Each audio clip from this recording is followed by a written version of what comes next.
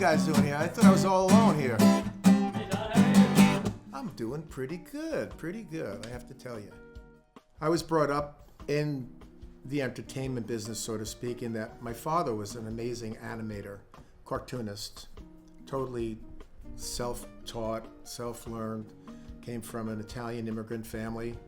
He was always drawing, and my brother and sister were always drawing, and my mother used to make all kinds of cool stuff. She was very artistic, so the whole vibe in the house was one of creativity. I remember as a little kid always wanting to just be in music and art.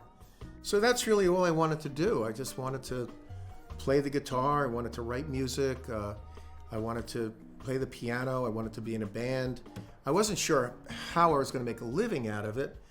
I used to go into the Brill building and try to sell my songs. And I sold my first song to Mills Music. And there was a guy there, Bob Reno, who became like a mentor to me in the music business. And he loved my stuff. And he said, "Is this an avocation or a vocation?"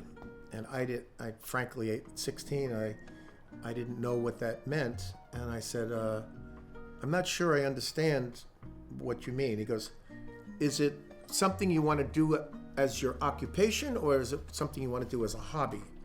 So I said, "No, I want to do this for my life. I want to make music, I want to paint and do all kinds of stuff." In the entertainment business, you've got to be 10 years ahead of somebody in any other kind of occupation, in whether it be mind, whether it be financial, whether it be just direction. And so that's a very important thing. So I got my first gig playing guitar when I was 12, and it was at a VFW hall. And I remember carrying my little amp, my little Fender amp, and my electric guitar up to the VFW hall, and I was hooked. That was it. So I'm actually playing tonight. I play all the time whenever I can.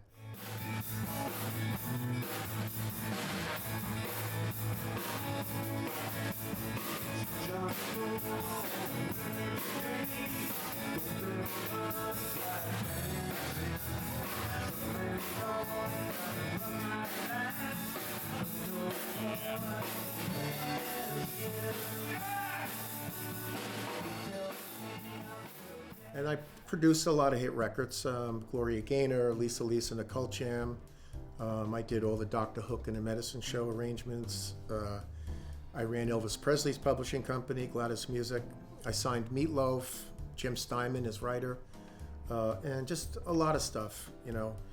There's a lot that goes with behind the scene, and I always like the behind the scene better than in front of the scene. Although this was one of the best sessions that I was hired for. Coquette's life, everybody wants a little life. Coca-Cola, you and me, looking for some extra life. Oh, Coquette's life. So that took a half hour, and that paid my salary for the whole year. I have what is called a chill factor. If I'm listening to, I'll give you an example. I was vice president general manager of Chappell Intersong, which is the biggest publishing company in the world.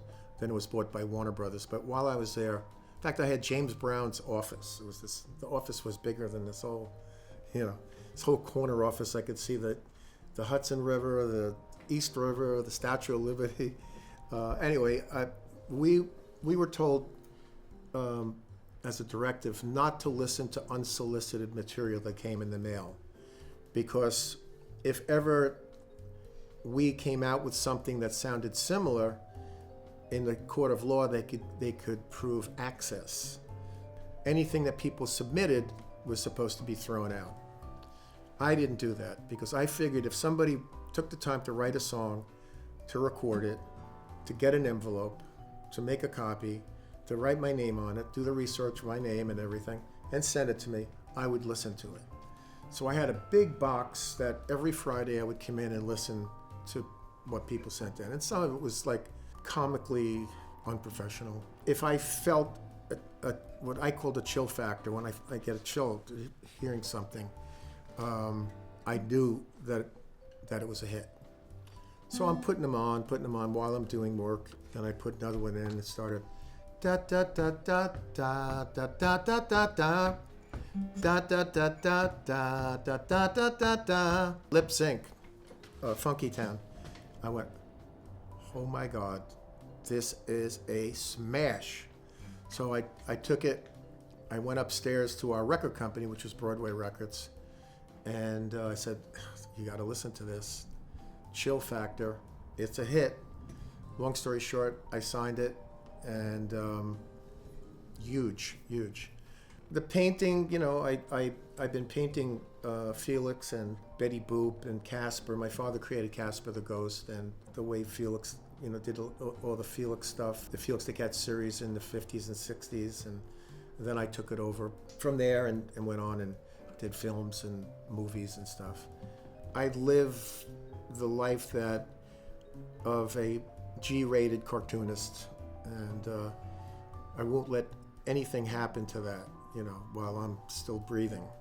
My love of animals brought me to this place, Blue Arrow, where we rescue animals, every kind of animal you could think of: horses, cows, sheep, goats, alpaca, pigs, ducks, chickens, everything. It's a labor of love because it's not easy. We have 50 rescued animals on the farm. My father always said, Donald, health is wealth. Without your health, you can have all the money, all the success, everything. Material things, even though it looks like there's a lot of stuff, I just do it because I like to do stuff. But materialism is not the key. Love is the answer. I'll just say right off the bat, you know, watching my kids being born, that was my personal best accomplishment. It's been great talking to you guys. I hope you got a lot of good stuff. And if you need it, we can do enough more anytime you want to. I hope your friends like your film. And when I see you next time, I hope it's edited and you can show it all to me, and that we win a great, big, gigantic award. If not, we had a lot of fun making your film today. Yeah, we had a lot of fun. That's all